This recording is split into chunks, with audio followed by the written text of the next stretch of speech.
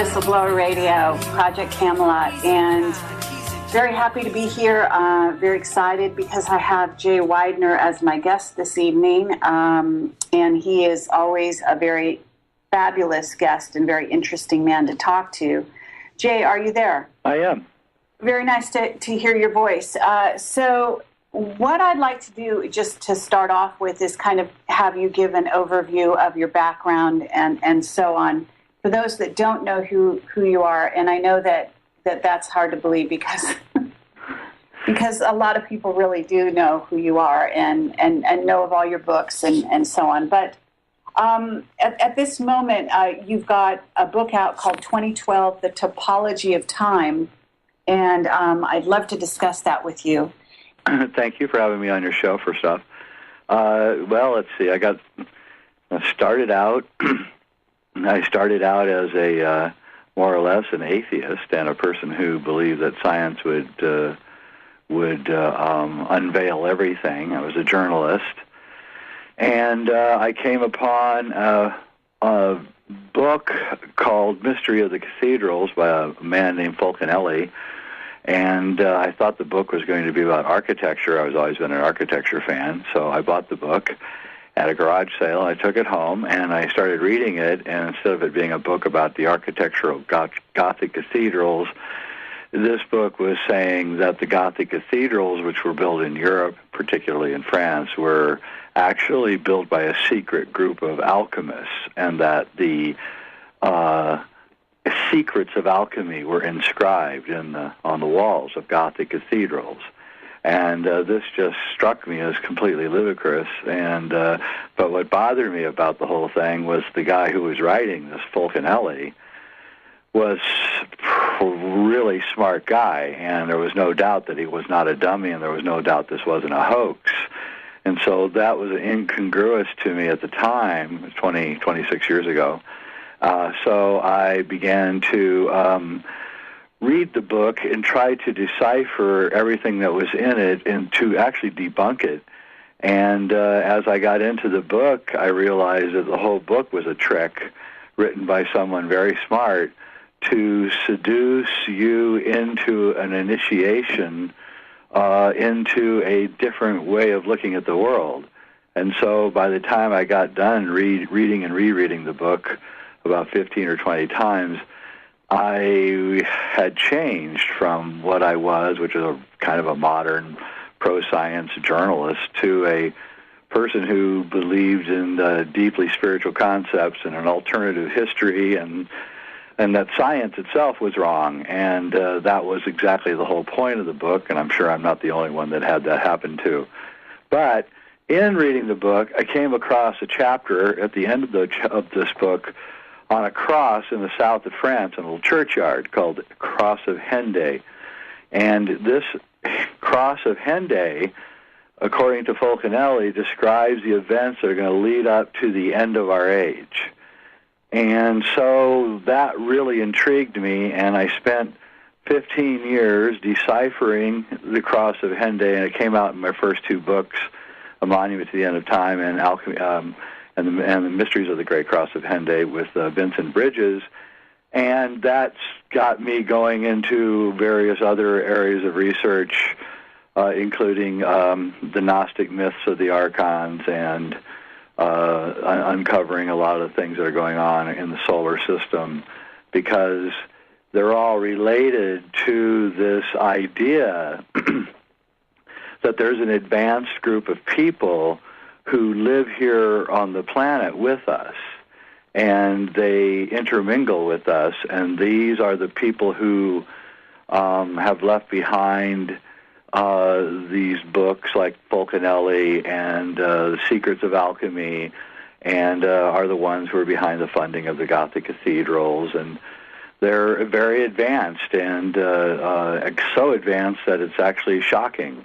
And so that's where I've been chasing after this thing. But the only premium I really have on any of this is the truth. I don't really care about much else except the truth, and I just don't really do much else but pursue the truth. Okay, well, and that's very, very good to hear. At this time, you know, we are in 2012, and last Yes. time I talked to you, you know, we were approaching it. It was probably maybe a little over a year ago when I talked to you last.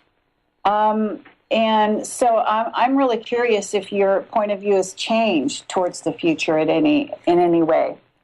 Well, not really. I think that there is some very funny business going on with the sun, and the cross at Henday is really talking about something going on with the sun becoming angry, growing bigger, and it's somehow affecting the four inner planets. When I discovered that this was what the cross of Henday was saying all those years ago, that sent me off into finding information that would dovetail with that kind of information. And that sent me into a number of places, but one of the main places it sent me was the ancient Purana texts from southern India.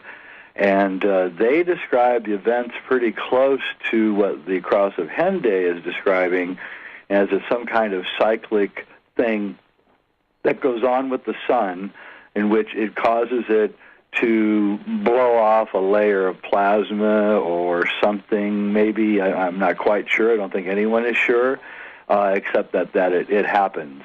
And we know the evidence. You know, the forests of North America were burnt to the ground 12,000, 13,000 years ago. We know something huge happened.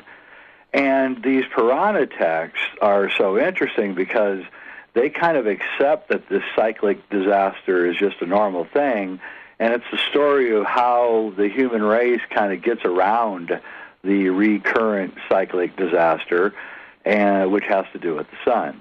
So right now the sun's acting really strange, and there's, you know, of course, you've probably seen the pictures of the big giant, they say they're comets, but they look like ships and stuff in the Soho pictures and things. And there's all sorts of strange things going on. It's emitting rays it shouldn't be emitting, and it's changing its carbon output, and it's gotten very strange. And it's also changed color. If you're old enough to remember when the sun was yellow, it isn't yellow anymore. It's white. It's a blazing white color in the sky. And the old suns disappeared, and so I talked to a NASA guy over 25 years ago who told me that they had discovered in the late 70s that the sun was a variable star, not as steady as she goes as they thought, and that it was going through big, huge changes which would happen over this time period that we're living right now. I live in southern Oregon. It's going to be 65 degrees here tomorrow, February 9th. Which is pretty unheard of, and it was really nice today. So I don't know if the sun is getting warmer or if it's changing, but something is definitely going on, and I don't know if it's going to be a physical thing that happens this year or if it's going to be something else. But the odd thing about it is that there is this odd thing happening with the sun, but the entire world is falling apart at the same time. So I don't know. I don't know if there's something that, you know, can measure it between the two, but it seems like there might be. Well, I guess it's Ashiana Dean who says that the sun is going to go, I don't know if it's supernova, but something of red that giant nature. Yeah, I'm red sorry? giant. And I hate to say this because I was hoping that was wrong, but I got to be honest, if I give you an honest interpretation of the sun panel on the cross of Henday, and I tell you what I actually see there, I do have to tell you that it looks like it's a medieval expression of the sun turning into a red giant. And Okay, and yes, but it's supposed to be 200 years from now, so that's the caveat. Yeah, well, let's hope that's true. There's some research that says that it could be happening now, but I don't know. We don't know. We know something's happening. We know that NASA's really, really watching this, and they've been watching it for a long time. And so, I mean, we don't know. Well, there were craft out. I don't know if you know about John Walson's photographs of craft near the sun. Oh yeah. Yeah. So, and we got verification that those were accurate photographs, by the way. So the idea was that there were, I guess, interdimensionals, extraterrestrials that were visiting the sun and doing something there. I'm also told that craft can be powered from the sun, so that's also something that goes on. Well, that's interesting you bring that up. I was just on the phone with Nassim Haramein a couple weeks ago, talking about that to him, and about the hyperdimensional nature of sunspots, and he seems to think that they're using the sun as a gate, and I'm getting more and more to think that is actually what's going on. And interestingly enough, he pointed out to me that the sunspots on Earth would be volcanoes. And the implication that there's some kind of hyperdimensional gates connected to volcanoes is all very interesting, because the name Fulcanelli is a play on words, and it's something that I've been trying to figure out for a long time, exactly what he's trying to tell us with his name. And his name, if you understand how to play it out, means Vulcan, which means volcano, and Canelli, which means tube or canal or tunnel.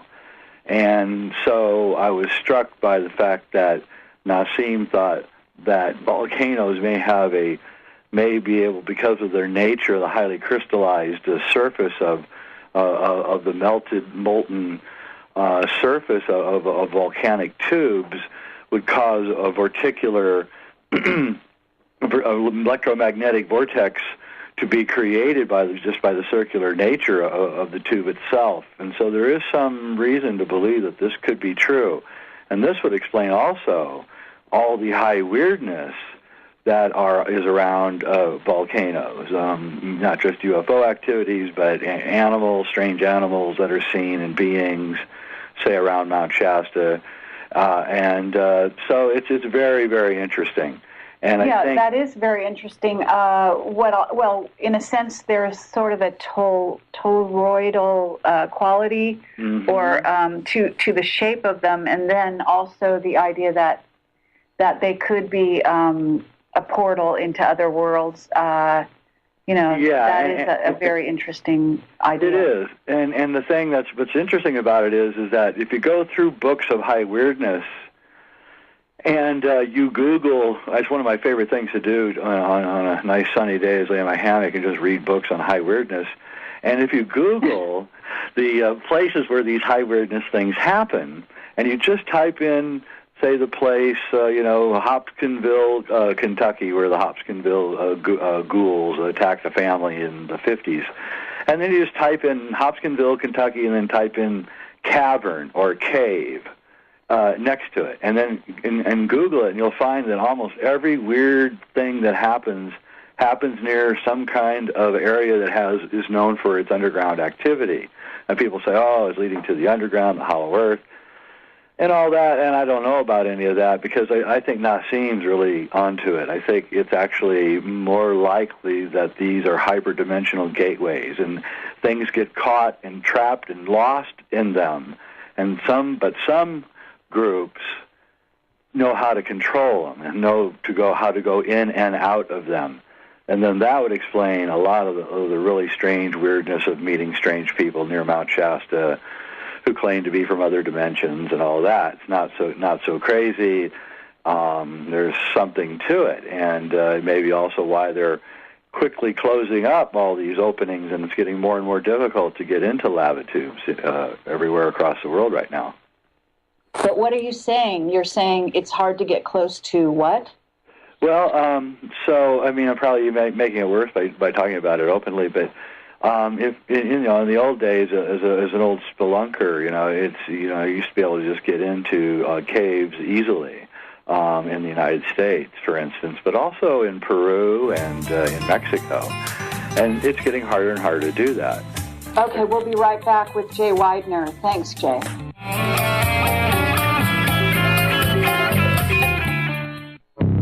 Welcome to the world's meeting place. American. It's practically narcotic. Freedom. Oh, yes, I like very much. Radio. You're an American institution. American Freedom Radio. Okay, this is Kerry Cassidy, Project Camelot Whistleblower Radio, and we are talking to Jay Weidner.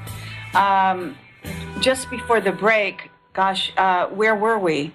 I know we were talking about volcanoes and the impact there. Right. Yeah. But as far as what's happening with the sun and where we may be going as a planet, I think the question is at this point whether or not you feel that the information that you've investigated is giving you a real sort of special eye into what may go on the rest of this year and possibly 2013 and so on.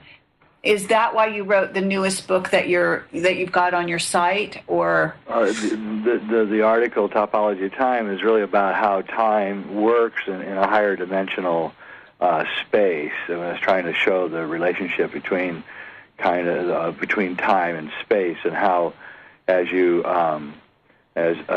time is a torus, it's a hyperdimensional field, and right now the human race, the Earth, is collectively, we're going down the very center of this torus in a spinning vortex, and each spin on the vortex towards the center of the torus is faster and tighter than the one before, but also a reflection of the spin pattern from before. So what we're getting is time is beginning to compress. We're losing our ability to react. The shortening. Our reaction time is shortening every time, and so this is going to beget a lot of disasters because we aren't going to be able to react to all of the things that are going to be happening. Okay, well, at this moment, I wonder if you are aware of you're probably aware of it, but do you follow Terence McKenna's work at all? Oh, yeah, Terence is an old friend of mine. Definitely, he is a guy who influenced my thinking and actually taught me a lot about the hyperdimensional nature of time, and so we had a lot of long hours talking about time. We were both completely fascinated by the whole idea of like the texture of time and the quality of time and how time seems to have different feeling depending when. And so just like midnight feels different than noon. And so we're moving into a time of darkness in a way right now, and it's going to be rough until mid-2013 is the way I feel, and I mean really rough. And the war drums are being banged, and it looks like we're going in, and we're going to get in a big, huge war. And we don't have the resources. We're going completely broke. And it seems to me that we are on the edge of an absolute disaster, and it doesn't matter about the sun or anything because the politics itself are engendering a complete catastrophe. And no one seems to have any answers, outside of, going into a collective situation, a community situation where we can take care of each other. I really don't have any answers beyond that either, because at the rate of what's going on at the moment, I don't know where the economy is going to be in a year or so. Okay. I wonder if you have heard about the sort of new book of Nostradamus that was discovered, and if you know anything about that. I did the History Channel show on the Lost Book of Nostradamus, and we deciphered, and it was strikingly similar to the same things that are being said on the cross of Henday, which is disconcerting to say the least.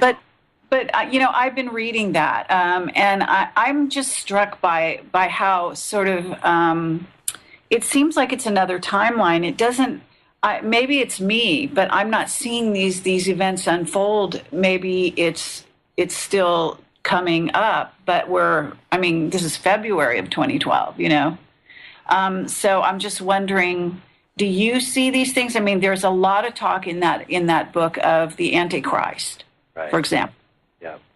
Rising in the Middle East, but not before certain other things happen. Right.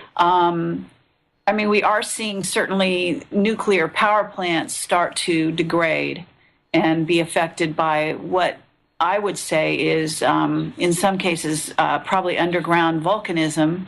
In other cases, apparently, according to Dutch Census information, what he calls fracking, which is digging wells in the area. Yep. And disturbing the groundwater, whatever, and so on. I mean, I wonder. I don't know if you kind of keep a laundry list of things in your head about what the newest book of Nostradamus points to, but at least so far, it does not seem to be playing out. What's your thought on that? Well, I agree, although things, like I said, because time is compressing, things can happen really fast. And, what used to take 5 or 6 years to unfold can now unfold in a month.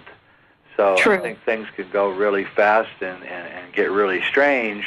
But, at the same time, there's something to be said about people getting out in front of events and warning people about them, which we could never do before but can because of the internet now.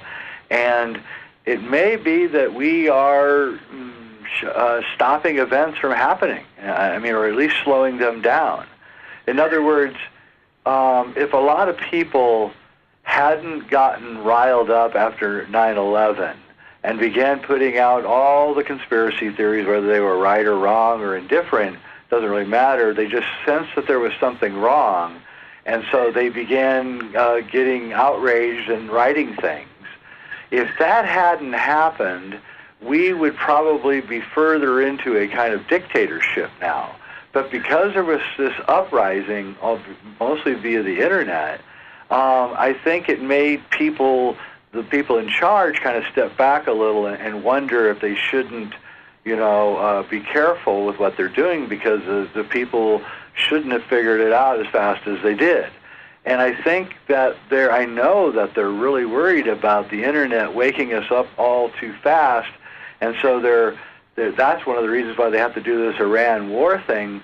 They have to do it now, because if they wait much longer, we're going to be so awake that the waking population is growing so fast that it could backfire. And I think they're getting more and more worried about this, and they don't know what really to do about it. And, so I think that's another thing that's going on, is that we're actually having some kind of effect on their plans. In other words, let me just suggest that, perhaps Nostradamus is part of this secret society that's trying to take us over. And they're using his things as a prescription, just like the book of Revelation, to make it easier for them to do things, because we've already been softened up mentally to believe that it's going to happen. Well, true, except that, like I said, at the moment, it's really interesting reading this, because it's almost like reading, like I said, a timeline from another world, maybe a parallel Earth or something. Well, that's exactly what I'm suggesting. I'm suggesting that maybe we have pushed the world. The world has, somehow we've willed the world into a place where their timelines aren't working. And and Terrence actually talked about this frequently and said that he thought that psychedelics, especially organic psychedelics like mushrooms and ayahuasca, changed the literal mental landscape of the planet. And that was one of the reasons why he was proselytizing and spreading the word so fast, because he knew, and he thought anyway, at least he told me, that the more that he spread the word and the more that he altered each individual consciousness through these plants, the more it would throw a monkey wrench into the whole plans of these guys. And, I think you're doing that in a way. I think I'm doing that in a way. I think kind of that's what we're doing. And, yes. I don't know what woke you up. I know what woke me up. And I can tell you that, it's a feeling inside that is almost relentless. You do not want to stop until you've woken as many people up as possible. And if you have 100,000 people that are waking people up, then you start altering the timeline.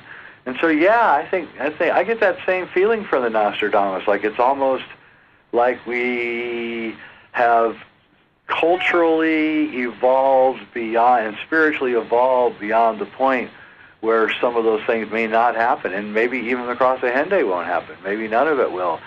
Maybe we got in front of it somehow.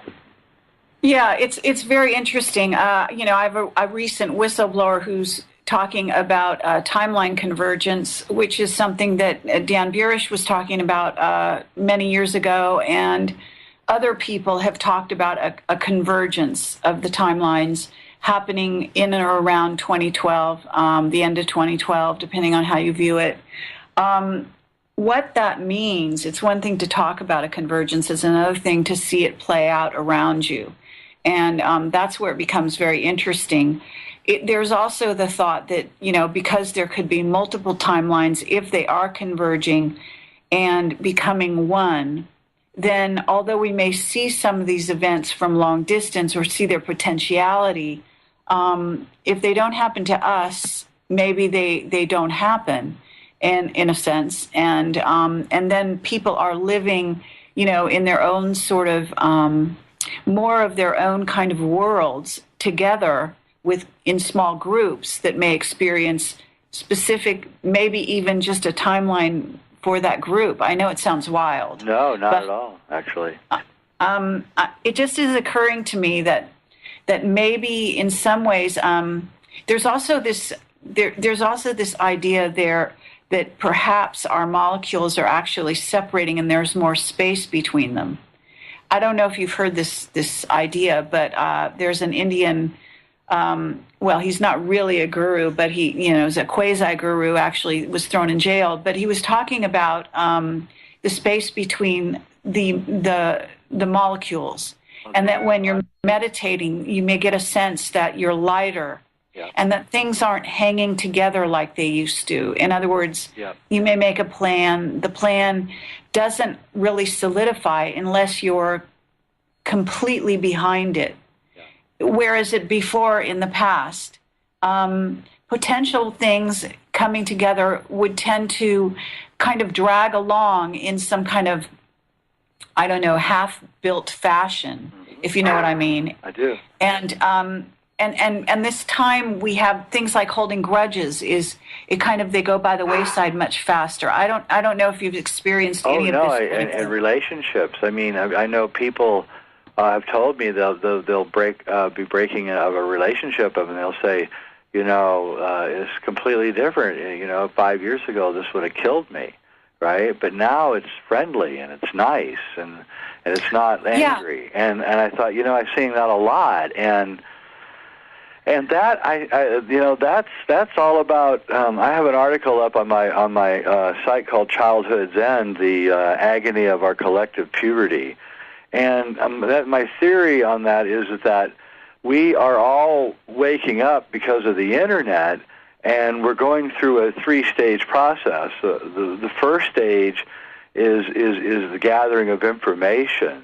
The second stage is taking the information and turning it into knowledge. And then the third stage is taking all of the various disparate knowledge that you've gained and then creating wisdom by interlinking all of the different knowledges that you have. And the internet is just information, and it's been out now for about 20 years. This is the 20th anniversary, really, of it going. And, at first the internet was just disparate information. Everything was crazy and weird, and no one knew what the truth was.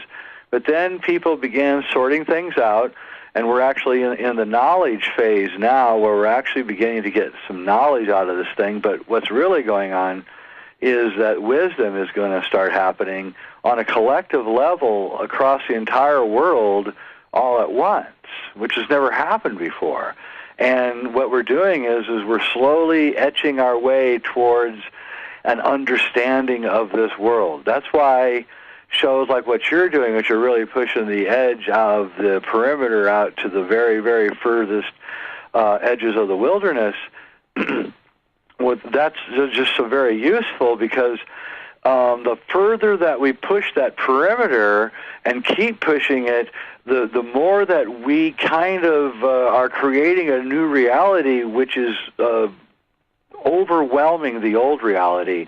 And if we can overwhelm the old reality, then we can recreate the world in a completely new way, which has never been conceived before on a global level, which the internet allows.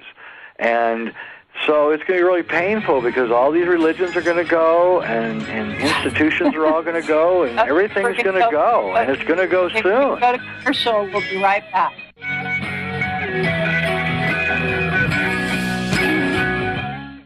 Cassidy, Project Camelot, Whistleblower Radio, and we are talking to Jay Weidner. Jay, are you still with me? I am. So in terms of what's going on in 2012 and some of the things that you've been doing, I noticed that you've got a movie that's coming out called Shasta. Do you want to talk about that at all? Yeah, actually I do. It's a feature film. It's starring Alexander Polinsky, who used to be in the show Charles in Charge on TV, Neil Donald Walsh, and it's a movie about the return of Kalki. I don't know if you know what Kalki is, but Kalki is a Vedic prophecy, says that at the end of this cycle, the male counterpart to Kali, who is called Kalki, is going to return, and he's going to destroy the purveyors of lies and bring the world back to enlightenment. And I've been waiting for about 30 years for Kalki to come, and he never came, so I decided I'd just make a movie and have him come through the movie. So it's a pretty good movie, and we've been showing it around, and it's going to be opening. Well, we're doing special effects right now. It'll be done around late April. And we're going to open it up across the United States, and it's very entertaining. I think you'd probably really like it. Okay, well, that sounds great. Where did you shoot it? I mean, is this obvious at Mount Shasta or no? Yeah, I shot it around Mount Shasta and in the area, yeah, and in different places. I use a lot of the lore of Mount Shasta. I don't know if you're familiar with the lore of Mount Shasta. There's a lot of very strange stories. And I put a lot of that in, and it's really a message about kind of taking the source field things from David Wilcox is working on, and some of Nassim's stuff, and imagining that maybe Kalki would come to try to tell us about our light body and our higher dimensional self, and maybe that's the best way to fight the powers that be, instead of going on head to head, which is where we can never win. So it's sort of like a passive resistance, maybe a martial arts approach to how you would take on someone who's stronger than you. And it's something that I'm very interested in, because everything that I'm fighting is so much stronger than I am that I have to rely on kind of a martial arts techniques to survive. Somebody was asking where you were in relationship to the Philosopher's Stone. Well, I'm making it. That's a very good question. There's a lot of movement on that. A lot of people who are making the stone right now, and there's people with resources that are interested in this, that are interested in the whole thing, and that is probably one of the most interesting things going on right now. Because of the internet, all these people who are making the elixir of life in their houses are able to connect with each other, and we're learning how to do it fast and properly. And like I say, it's the Manhattan Project of Alchemy, and it's it's self-selected, and everyone's communicating with each other and being open. It's sort of like what you were talking about before. It's like a new way of doing things that have never even been thought of before.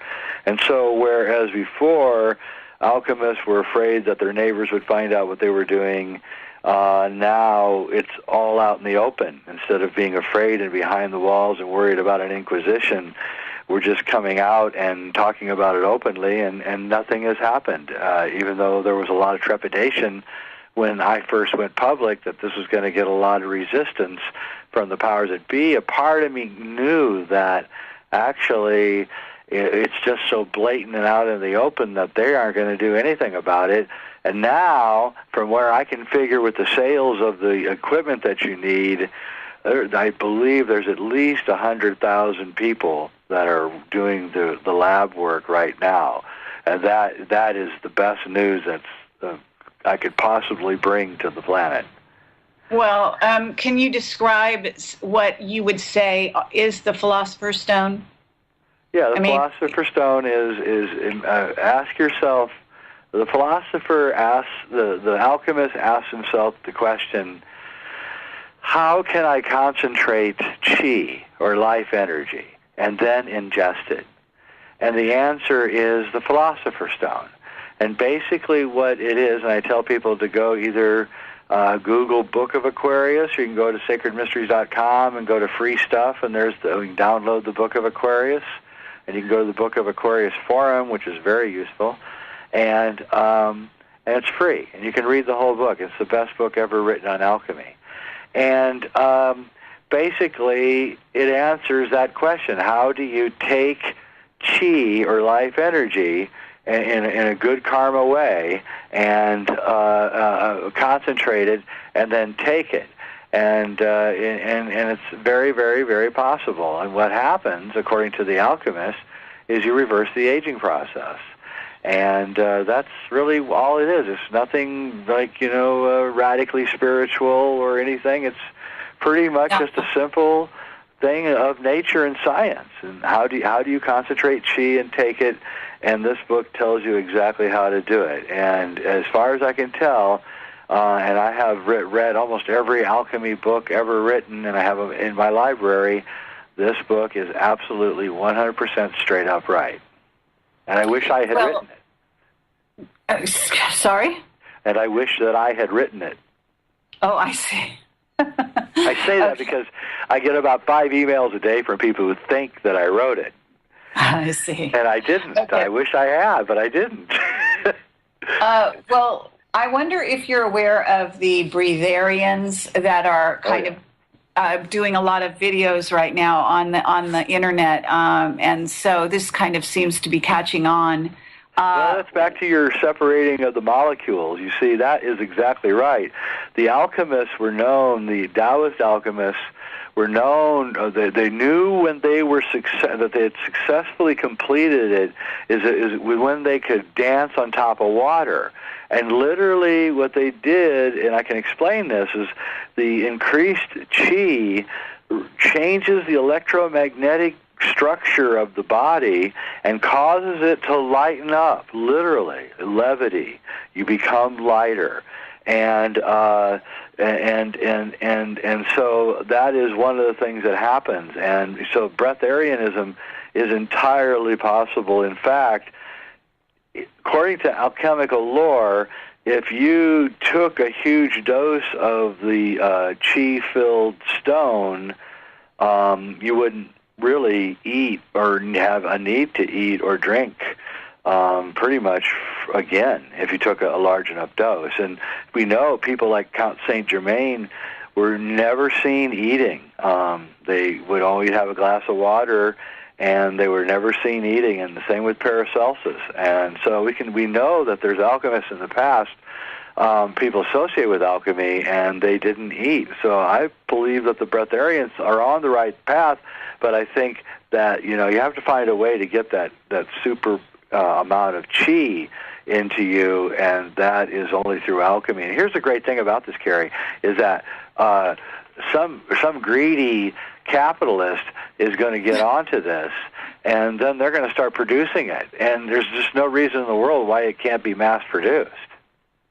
Well, you probably are not aware of this, but I did a short video with a person that I went to Egypt with as part of the group that Carmen Balta led to Egypt. And that person, he goes by the name of Dr. Abe. and he lives in Sri Lanka. And what he does is energize water and use that to heal the person. So there's a similar thing going on there. It's actually, that's an alchemical process. Absolutely. And the same thing. and basically he sits there with you, and we demonstrate it.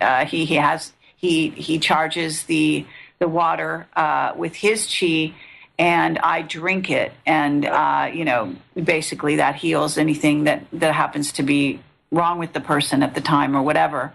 Be right back. Just give me some truth now. Okay, this is Kerry Cassidy, Project Camelot, Whistleblower Radio, and we are talking to Jay Weidner. Jay, I wonder if you feel that the Dragonborn are here and are coming. Well, I think they're here, or they've been here, and I think that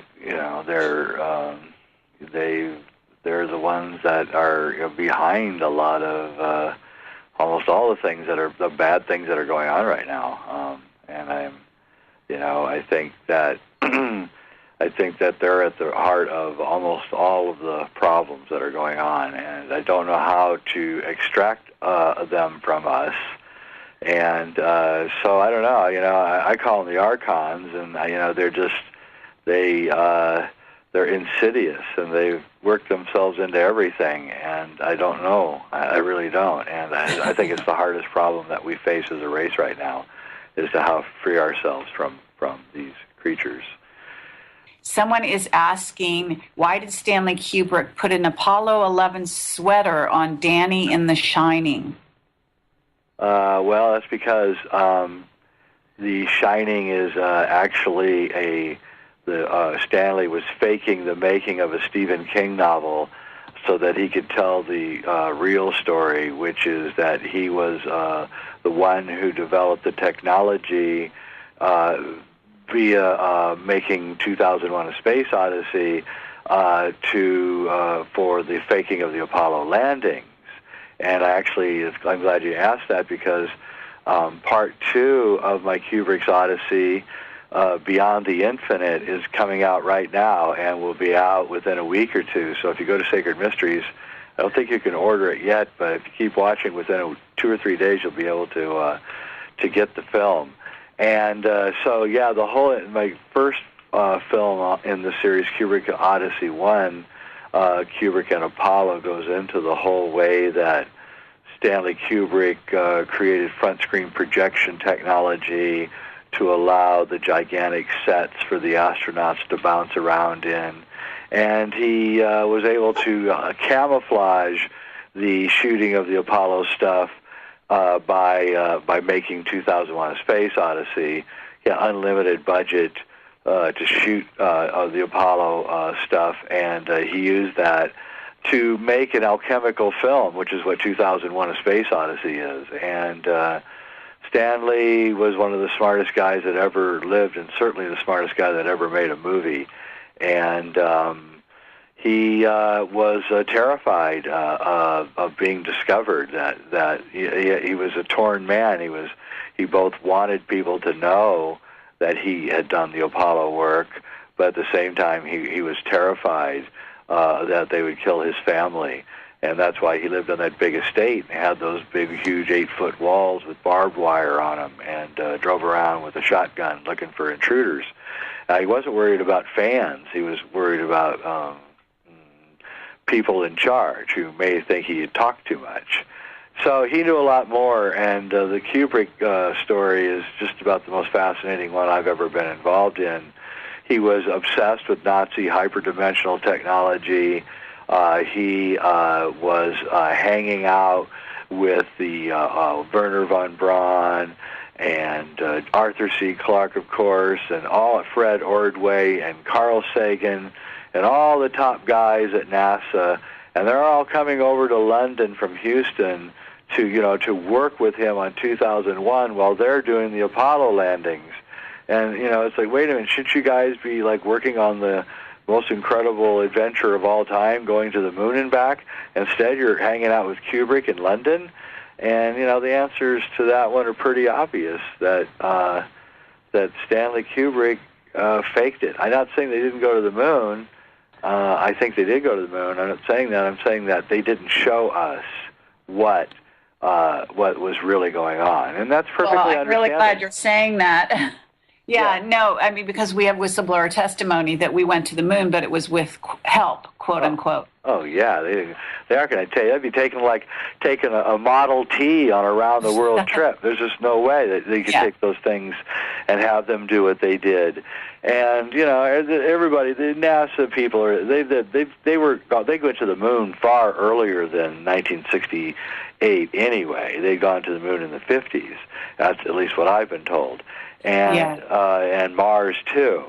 So, but all of the stuff that Joseph Farrell is finding, Kubrick was aware of. Kubrick's wife, Christiana, her brother was Leni Riefenstahl's cinematographer. I don't know if you know who Leni Riefenstahl is. She was Hitler's filmmaker. She did the Olympics of 1936, and she was a brilliant, incredible artist, and her cinematographer is Stanley Kubrick's brother-in-law. And her family, the Harlans, were upper crust Germans, and they're the ones who took over after 2001 all of Kubrick's films and helped produce them and make them. And so Kubrick got involved with a high-level group of elites, and I think he may have even got in over his head and wished he hadn't done it. That's the general feeling that I've got from his films, is that he kind of thinks that he was never really part of the elites like he thought he would have been, but he was really just a worker, a person who did things for the elite. And I think that's really what it's all about, whether it's Jack Nicholson in The Shining being the servant, or Tom Cruise in Eyes Wide Shut just being the house doctor. I think we can see that there's, you can be on the outside, but you can never be on the inside, and that seems to be the recurrent theme in all of Stanley Kubrick's work. Well, is his wife still alive? It's quite tragic. She is. Vivian, their daughter, joined Scientology in 1995, and she didn't come home when their sister died, and I don't think she came home when Stanley died either. And so Christiana's all alone. She's in her 80s, and she's living in the big estate outside of London. And I've heard that she's a fan of mine, so I would really like to talk to her, but I just don't know how to get in to talk to her. Oh, you don't? Well, if you ever do and you need a filmmaker, well, I guess you've got your own filmmakers, though. I'll take you along. But nonetheless, I think she must know a great deal. If her mind is still intact, she would be someone worth speaking to, because we wanted to interview Arthur C. Clarke, and he passed on right when we were going to interview him, right before that. Bad. So that was a missed opportunity Arthur there. Knows a lot, yeah. Well, Christiana does know a lot. In fact, there's a fascinating, you may have seen it, documentary, which is actually a mockumentary. It's on YouTube. It's called The Dark Side of the Moon, and I think it's a CIA-created film. And in this film, a French crew actually interviewed Christiana, and it's the only interesting thing in the movie, because the rest of the movie is just all bunk and CIA crap. But this interview, I think what happened is this film crew actually got a legitimate interview with Christiana, and she said things she shouldn't have said, and the CIA got a hold of this film and realized that things could get out of whack real fast, so they created the rest of the film around that footage to make it look silly and stupid. But if you just get rid of all the footage that's there and just look at Christiana Kubrick's interview, it's a mind-blower. I mean, she says, blatantly that NASA gave Stanley 2 $1 million lenses each so he could do Barry Lyndon. And that Stanley had a top-secret file where he kept all the things he didn't want anybody to know. And it gets deeper and deeper. Yes, I think that I have seen that, and I think I remember her very well. this is so fascinating. I just want to take this caller's question, and then maybe we can circle back depending on what they're asking, if you don't mind, because they've been waiting a while. No problem. Okay.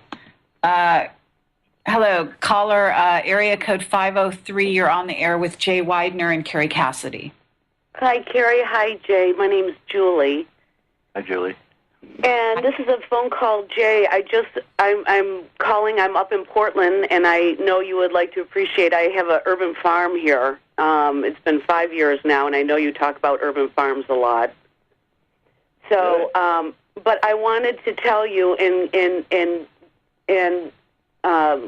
give gratitude towards you. A couple years ago, I was up one evening, and all of a sudden I had a message inside of me, and it came out of nowhere, and I didn't know how to download the message. And then 2 months later, I listened to your interview, and it was the first interview you said they're evacuating. Yep. And I will tell you, one night I was up at midnight, and I'm on the computer, and I was obsessed with the truth. What is going on in this planet? And I never paid any attention to the 2012 whatnot or anything like that. And a booming message came in my body, and it said they're evacuating. And I had no context to download it. I felt like I was crazy. I shared it with my husband, but then I let it go. And then I listened to your interview with on Fireside Chat. And I just want to say thank you, Jay, because I felt like I was losing my mind. And I've been listening to every interview you have since then, and you helped a girl in Portland that thought she was losing her mind, and you brought some clarity to it. So I just wanted to express my gratitude. Oh, well, thank you very much. And they are evacuating, and they're leaving, and they're worried, and there's no doubt about it. And that's interesting. I just got some information in that regard today. I've heard that before, but and we've had bits and pieces. I just got another verification of that. Interesting. Thank you very much, caller, for calling in. That would be interesting to hear what you have, because there's a lot going on, and a lot of strange things going on. I have my night vision goggles, and things up in the skies have been picking up in the last 4 or 5 months, a lot more activity than there used to be, and there used to be a lot of activity, so I'm telling you, there's a lot going on up there. And, well, there seems to be one of the things, there's a couple things. One thing which I have mentioned on occasion, which is we got word that the contractors in Boston area are exchanging among themselves the fact that houses are starting to be empty, and that the what are in essence banking families are just disappearing. They are altogether. They're abandoning their houses. And that was one piece of intel. And then another, more recently, actually I'm going to have him on my show, this guy named John Kettler, who is getting his own contacts and so on. He just started creating a blog and has created quite a furor in the agencies and stuff. He seems to be getting some direct hits in terms of what information he's getting from both intelligence sources here on Earth and then off-world information. He's sort of a natural intuitive. Anyway, he's hearing that the bankers are going off-world, some of them, some of the highest level ones. In particular, he also wrote something about the Warburgs and how they had hung themselves. That hasn't hit the news, apparently, but there is a lot of things going on that we're not being privy to. But on the other hand, I think the energetics are something that you can't avoid feeling if you're sort of halfway awake and aware at this time. Well, I still have this weird feeling that there's a certain percentage of people that when they become awake, all the plans of mice and men, and it's just going to vanish. And I really think that that's the game right now. Terrence, going back to Terrence McKenna, I don't know why, but his words get more strong each year. He said that, once we get awake enough, we're just going to laugh at the people in charge. And I think that's where we're getting to now. And if they weren't causing such toxic problems and it would be okay. But unfortunately, extracting these guys and getting them out of power is the thing that we have to do in order for us to really truly reach enlightenment. And so that is the game that we have to play right now. The game is exposing these guys, exposing everything they're doing, and then creating a system that uses new technologies to get around them. In other words, if you're fighting someone who's stronger than you, the worst thing you can do is go up against them, because they're going to pulverize you. So what we have to do is we have to be fast and nimble, and we have to dodge around them. That's the only way we're going to win. And creating an urban garden, all these kinds of guerrilla activities, that's the kinds of things that we have to do. We have to create a world that basically says, we really don't need you, and we don't want you. And we'll become the attractive culture and the attractive world, and we already are, and then that one can wither. Because I just don't know, going up against the Archons, it just seems impossible. They're so incredibly manipulative and so incredibly intelligent, nefarious intelligence, but still an intelligence that's very difficult to deal with and psychopathic. Well, let me just say this, which is that I think that the sum is greater than the parts. I agree. When it comes to consciousness, and so that if you have 3 or more people in a room and they create what is a triangle of energy, the energy is more potent than we, I think, even realize. And so what happens is, I think that we are multiplying, cumulatively. And so I really believe that at this point there is beginning to be sort of a tilt in what's going on. I think that's why things aren't sticking quite as well as they used to. I'm with you completely. And I say that's why they would have to do that Iran war now, because it's just not going to make it a year from now. Right. And they know it. Yeah. And, there's Brzezinski, he's a big new Brzezinski's on YouTube somewhere. Somebody accidentally caught him complaining at a meeting about how we're waking up. We'll be right back.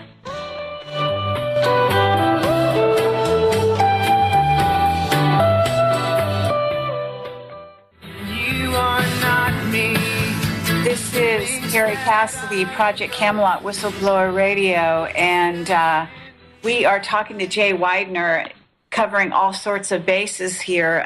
Very interesting information across the board coming in from all directions, and we do have a caller here that's been holding, so I will go to that caller. One moment, please. So it's a caller from area code 856. Thank you for waiting. Hey, Kerry. Hey, Jay. This is Jared. Jay, I've heard you before in that book you were talking about.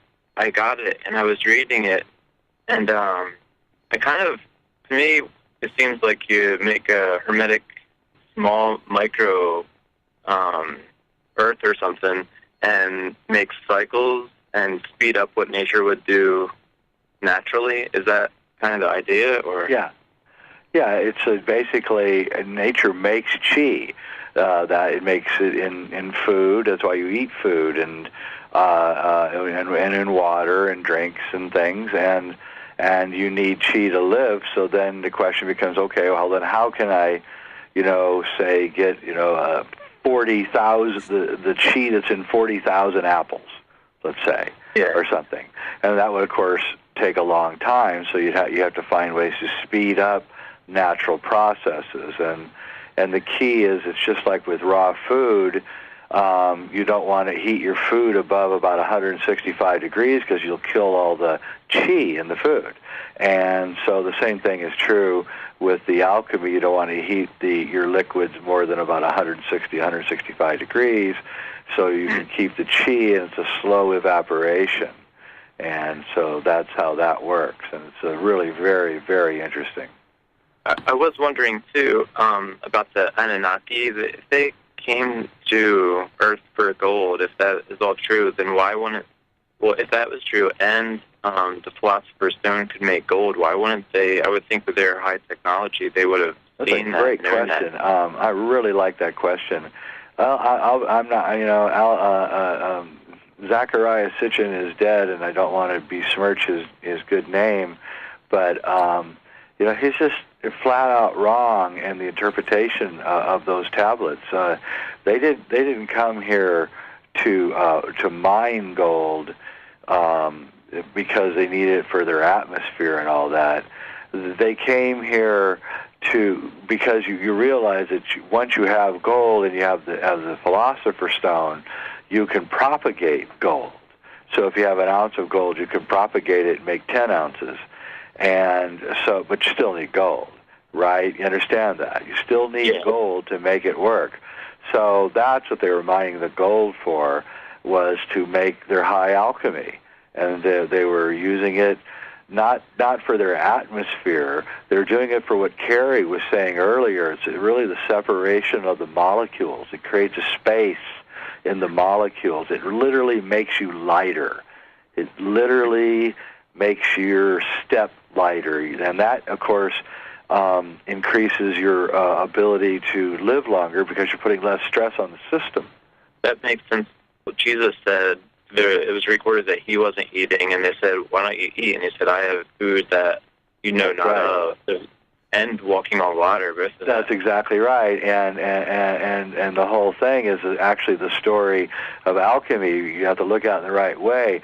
Mary is the word for water. That's his mom, right? And Mary has a virgin birth, and she gives birth to crystals, which is Christ, right? And that's exactly the alchemical story. You have to cook the water. It's a virgin water, and then it gives birth to a crystal. And the crystal gives you the ability to resurrect or to get past mortal death, at least for a while, which is exactly what he does. And he walks on water and all the other things, and you start realizing that a lot of the myths and stories that are the basis of our religions, including Moses and including the Taoist religion, is really stories of alchemy and personifications of the alchemical experiment. Thank you very much, caller, for your questions. I appreciate that. And Jay, I would just want to say that you're absolutely right in terms of what the Anunnaki were after. I firmly believe that they were all about getting, gold for their chi and to live longer. That I believe is also documented in places. It is, and other people who can read the Sumerian tablets that they're not Americans or they don't speak English, they speak German and French, and I'm in contact with them, and I have to be honest with you, they scratch their heads and wonder a lot of what Zechariah is talking about. They say, well, this is crazy because that's not what I'm reading. And so, I think you have to take what he says with a little tiny bit of salt. That's all I'm saying.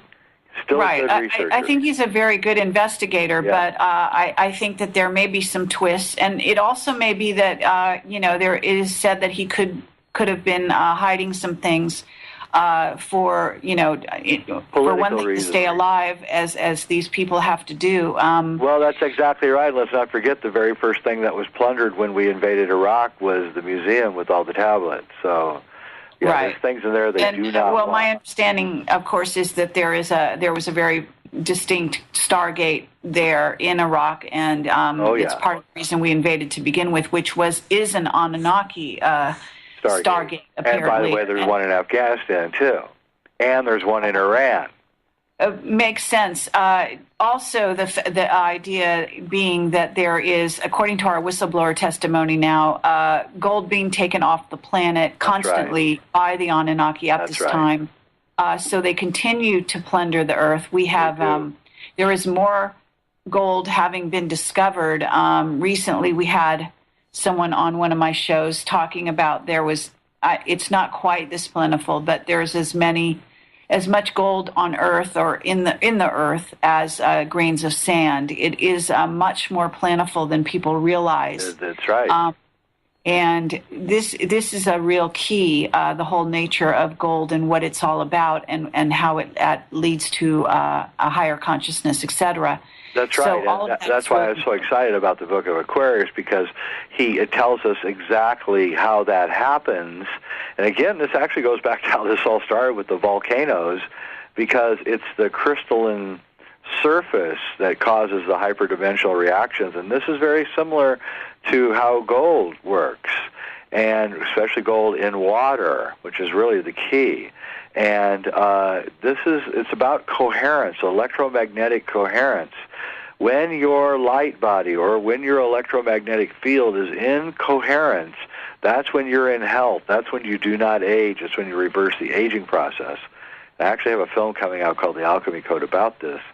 And that's what the revolution, the spiritual revolution is going on right now is about. It's about this. It's about alchemy. It's about the emergence of the light body. It's about understanding the light body and how to achieve coherence.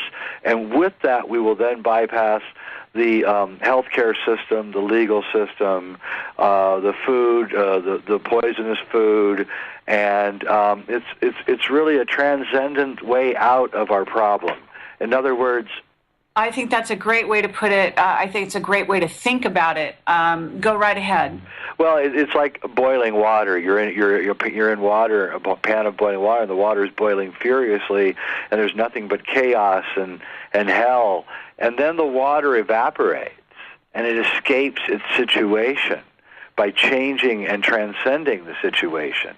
In other words, it can't solve the situation while it's caught in the torrent of the boiling water, but using the boiling water, it transcends itself out of the situation. And we're in the boiling water right now, and we're beginning to realize how we can transcend our way out of here. And it's really, really exciting, and I think we actually have a chance of overthrowing the side and winning this struggle in a way that doesn't cause a lot of violence. And that's really kind of what I'm after, is trying to cause this change to happen in a peaceful way, and to let the people know that have been screwing us that, if they go peacefully, we may be nice to them even. And but if they continue to resist the change that's happening, it's not going to be nice. And I just think they should know that. And I want it to be nice. I want them to go peacefully, like at the end of Avatar. Just leave. Exactly. Yeah, that was beautiful. Well, I have to say that also a couple of our witnesses talk about how crystals contain life. They do. I believe you can. They've done some experiments where you just take a crystal and put it in water and shine a light on it, and ultimately life is created.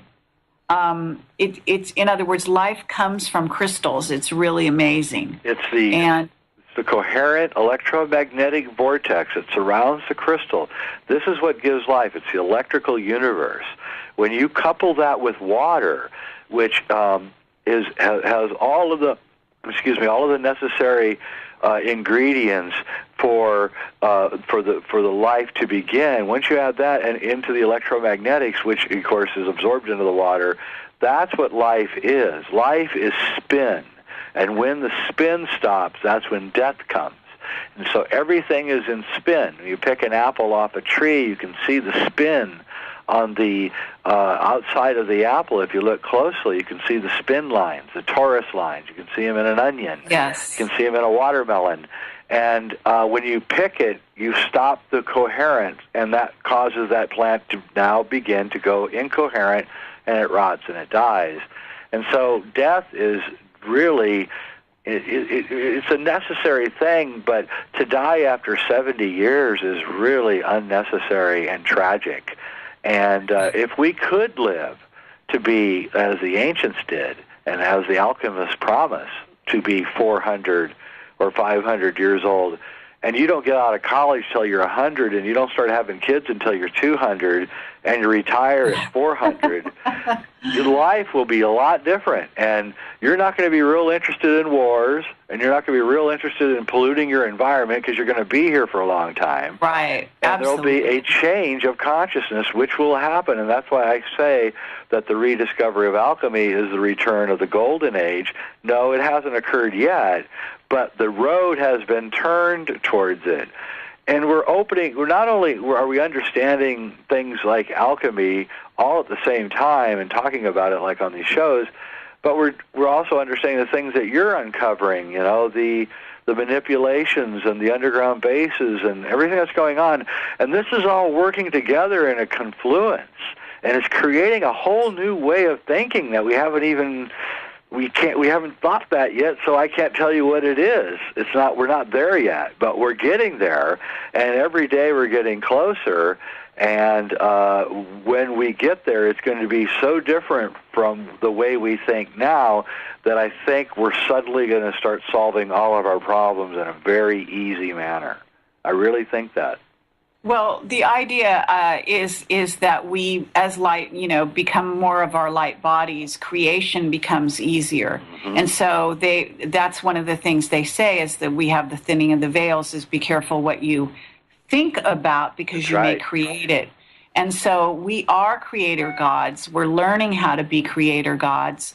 Learning about destruction is part of the process. That's right. And so as we move into becoming creators, we begin to become more fluid, and we begin to work with light, and we can therefore create with our thoughts. And this is happening and has always happened with humanity. But I think that we're beginning to get conscious of it in such a way that is becoming very, very pronounced. And so in discussing these things and uncovering sort of plots and conspiracies, what we do is throw light on the subject. That's right. Conspiracies are a highly advanced form of thinking, because what you're doing is you're connecting things. And so conspiracy theorists might be wacky in some cases, but in most cases, they're people who have looked deeply into things and see disconcerting connections. And that is the first step towards enlightenment. That's not the first step towards endarkenment.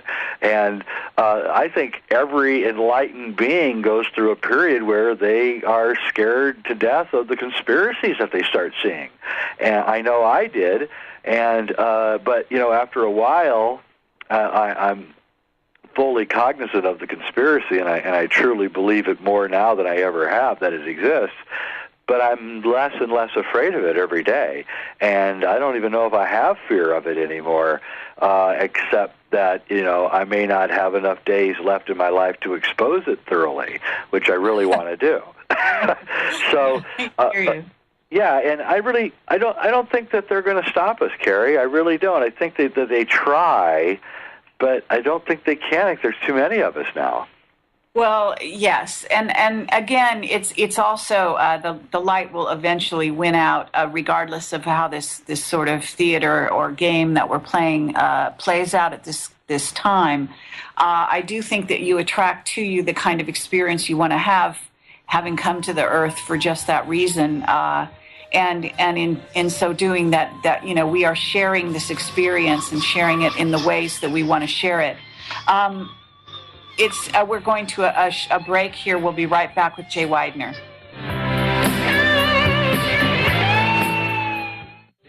Smiling lately, dreaming about the world as one.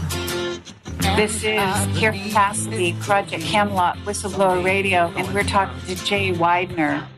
And we are coming to the end of the show, about 10 more minutes to go, Jay. I do have one question for you here, which has to do with the monolith in Kubrick's 2001.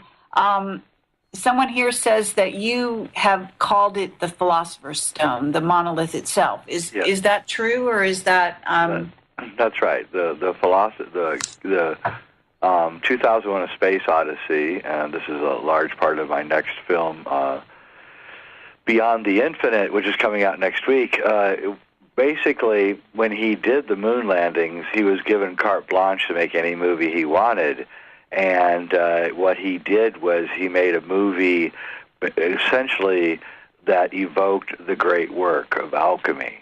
And he was an alchemist, and he created the black stone, which is the black stone of alchemy, which is what creates everything. It's the creator, it's the progenitor of life.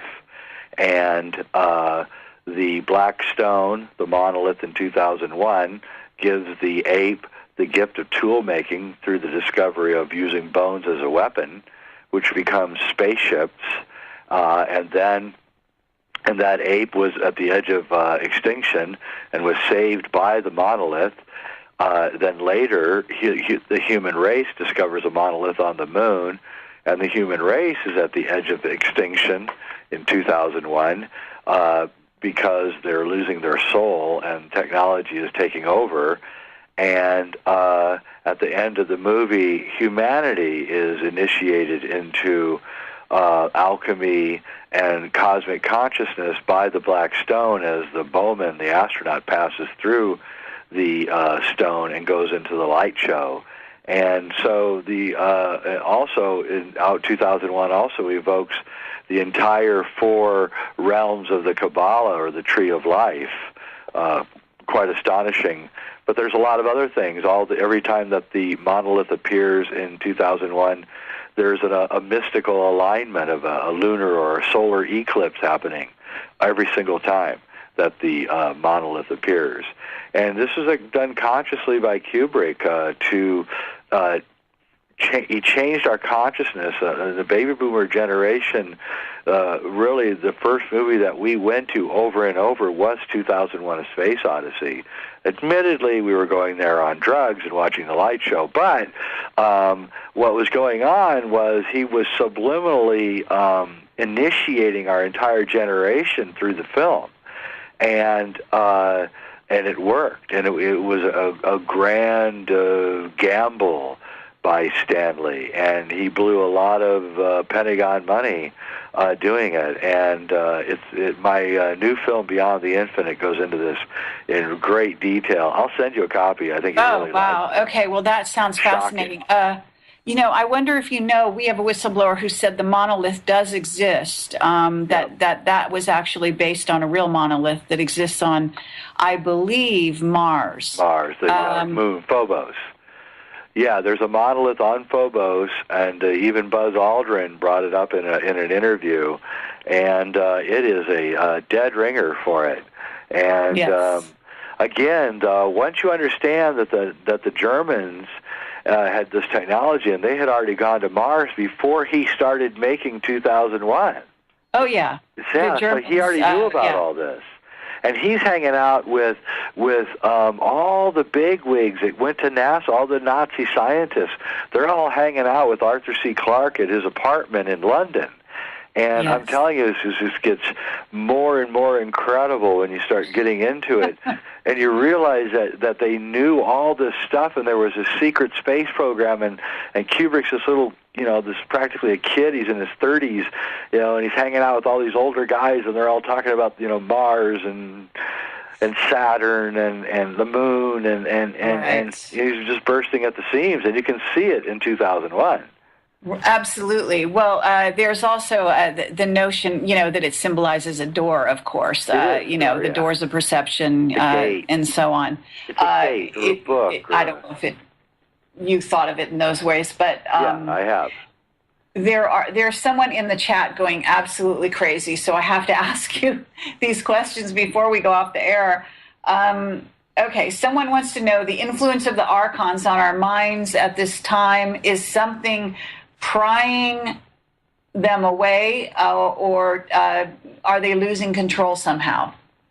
And in a sense, I think we've kind of been talking about this, but they're losing control. That's why they're freaking out. Yeah, they're losing control and they're freaking out, and that's why they're increasing the violence. They're increasing the titillating sex. So they're doing everything they can to kind of keep us mesmerized. The sports, the whole thing, and it's not working anymore. People aren't watching television very much anymore, and And so it's not working, and so they're raising the bet, and they're keeping raising it, and that's why we're going into war now. We got to keep everything, the pressure on us all the time, so we can never have enough time to think about what's really going on. And that's what the Archons are always doing to us. The Archons are the Anunnaki; they're all the same. Yeah, well, forces. I mean, I think that it does get more complex than that, because the reptilians, the Greys, the Anunnaki, they do have different agendas, and in fact, they do war with each other from time to time. So this is part of what's going on, and there could be some incoming danger as well. I guess you're aware of the artificial intelligence threat that is possibly part of our future, as well as what are called the robots or the androids, and those are just sort of theoretical, but they are talked about by various whistleblowers. Well, I mean, I have a point of view on that, but I don't think we have enough time. I think I've thought a lot about that problem, and I actually have a rather lengthy explanation, which does a pretty good job of explaining all of that. Through a kind of a window into a different kind of world, but I don't think there's enough time in the show today to do that. But maybe at some point in the future we can have another show, and I can talk to you about what I call the crypto-terrestrials, which is a word that I've come up with to describe this a group that is that you're really talking about, and so. But they're more advanced in the arts of trickery than we realize. And they're doing a lot of incredibly trickster-like things to us and have been for a long time. But again, there's no way I can get into this now because I would have to use examples from history to show you what I'm talking about. But I think it's a very persuasive argument. And would look okay, well, it sounds very interesting. Perhaps I'll do a live stream with you. With some others on it. I have some information out there about from various whistleblowers about possibly things that might come along, and of course, the Wingmakers material always did allude to that. From a whistleblower. I don't know if you know. I can announce here that I'm going to be interviewing Anthony Sanchez. Well, I was just going to say that's exactly who I was talking about. Sanchez is on it. I don't know him. I listened to your interview with him, and I mean my research mirrors what he's finding pretty close. Well, why don't I invite you on that show?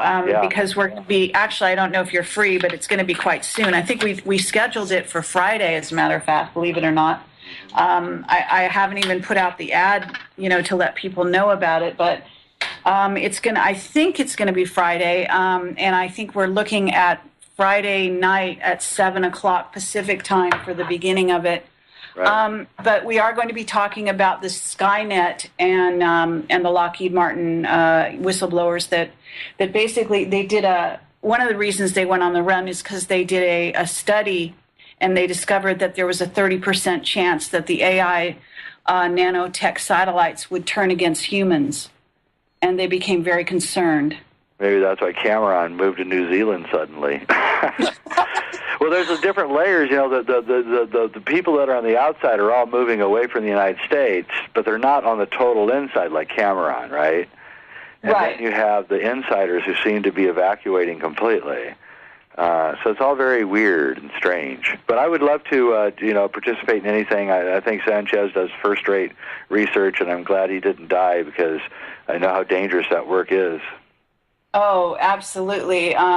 He's basically on the cutting edge at the moment, and we're trying to support him. He's right on it, Kerry.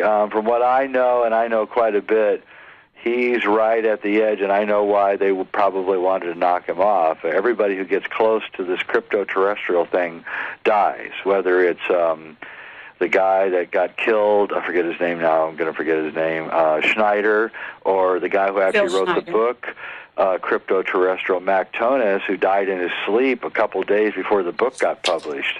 Wow, well, I've never heard that title for it, so that's very interesting. Yeah, it's incredibly interesting, and when I heard the Sanchez interview, I just about, flipped out, because that's exactly what I'm finding, exactly what he's finding.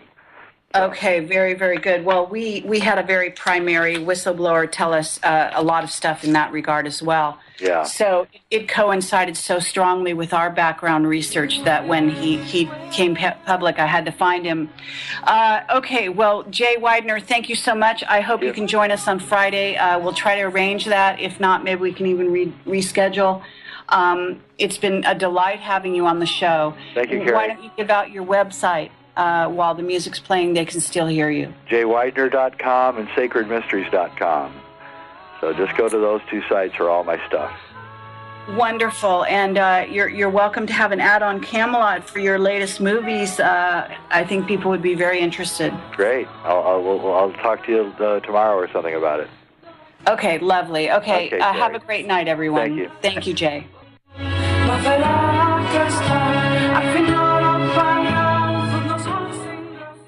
No rules, no rules, no taboo topics, no taboo topics, no fear of doom, no fear of doom. We are American Freedom Radio, American Freedom Radio. Sun becoming angry, growing bigger, and it's somehow affecting the four inner planets. When I discovered that this was what the Cross of Henday was saying all those years ago, that sent me off into finding information that would dovetail with that kind of information. And that sent me into a number of places, but one of the main places it sent me was the ancient Purana texts from southern India. And they describe the events pretty close to what the Cross of Henday is describing, as some kind of cyclic thing that goes on with the sun, in which it causes it to blow off a layer of plasma or something. Maybe, I'm not quite sure. I don't think anyone is sure, except that it happens. And we know the evidence. The forests of North America were burnt to the ground 12,000, 13,000 years ago. We know something huge happened. And these Purana texts are so interesting because they kind of accept that this cyclic disaster is just a normal thing, and it's the story of how the human race kind of gets around the recurrent cyclic disaster, and which has to do with the sun. So right now the sun's acting really strange, and there's, of course, you've probably seen the pictures of the big giant, they say they're comets, but they look like ships and stuff in the Soho pictures and things. And there's all sorts of strange things going on. It's emitting rays it shouldn't be emitting, and it's changing its carbon output, and it's gotten very strange. And it's also changed color.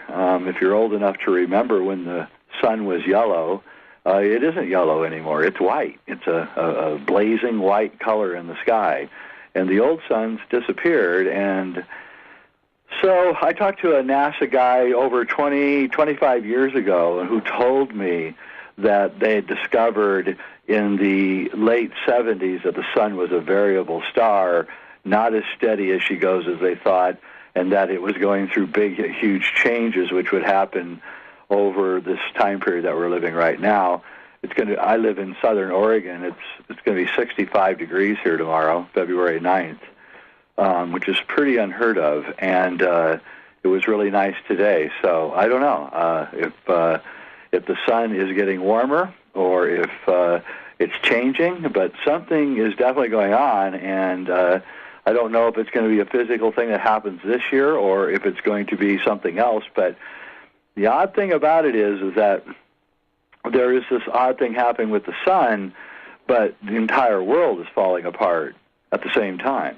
So I don't know. I don't know if there's something that can measure it between the two, but it seems like there might be.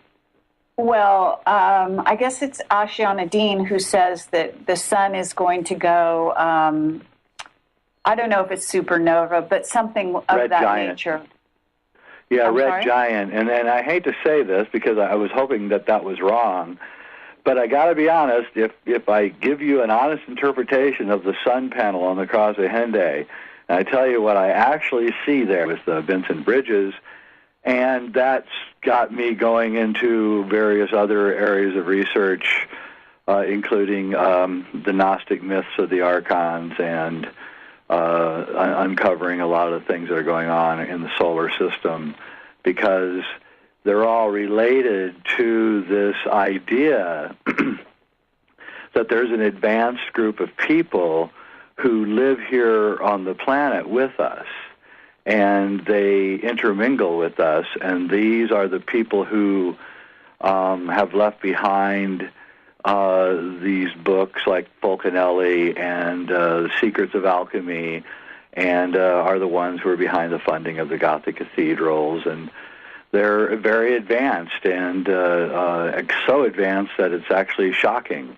And so that's where I've been chasing after this thing. But the only premium I really have on any of this is the truth. I don't really care about much else except the truth, and I just don't really do much else but pursue the truth. Okay, well, and that's very, very good to hear. At this time, we are in 2012. And last time I talked to you, we were approaching it. It was probably maybe a little over a year ago when I talked to you last. And so I'm really curious if your point of view has changed towards the future in any way. Well, not really. I think that there is some very funny business going on with the sun, and the cross at Henday is really talking about something going on with the sun. And this just struck me as completely ludicrous. And but what bothered me about the whole thing was the guy who was writing this, Fulcanelli, was a really smart guy, and there was no doubt that he was not a dummy, and there was no doubt this wasn't a hoax. And so that was incongruous to me at the time, 26 years ago. So I began to read the book and try to decipher everything that was in it and to actually debunk it. And as I got into the book, I realized that the whole book was a trick written by someone very smart to seduce you into an initiation into a different way of looking at the world. And so by the time I got done reading and rereading the book about 15 or 20 times, I had changed from what I was, which is a kind of a modern pro-science journalist, to a person who believed in deeply spiritual concepts and an alternative history, and that science itself was wrong. And that was exactly the whole point of the book, and I'm sure I'm not the only one that had that happen to. But in reading the book, I came across a chapter at the end of this book on a cross in the south of France, in a little churchyard called Cross of Henday. And this Cross of Henday, according to Fulcanelli, describes the events that are going to lead up to the end of our age. And so that really intrigued me, and I spent 15 years deciphering the Cross of Henday, and it came out in my first two books, A Monument to the End of Time and Alchemy, and the Mysteries of the Great Cross of Henday. Whistleblower Radio, Project Camelot, and very happy to be here. Very excited because I have Jay Weidner as my guest this evening, and he is always a very fabulous guest and very interesting man to talk to. Jay, are you there? I am. Very nice to hear your voice.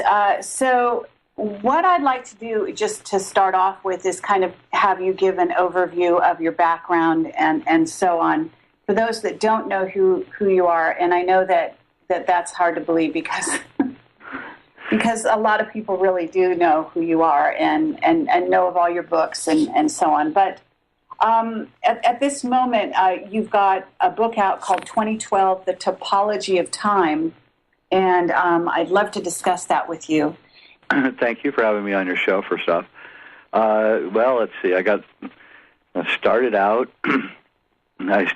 as a more or less an atheist and a person who believed that science would unveil everything. I was a journalist, and I came upon a book called Mystery of the Cathedrals by a man named Fulcanelli, and I thought the book was going to be about architecture. I was always been an architecture fan, so I bought the book at a garage sale. I took it home, and I started reading it, and instead of it being a book about the architecture of Gothic cathedrals, this book was saying that the Gothic cathedrals, which were built in Europe, particularly in France, were actually built by a secret group of alchemists, and that the secrets of alchemy were inscribed on the walls of Gothic cathedrals.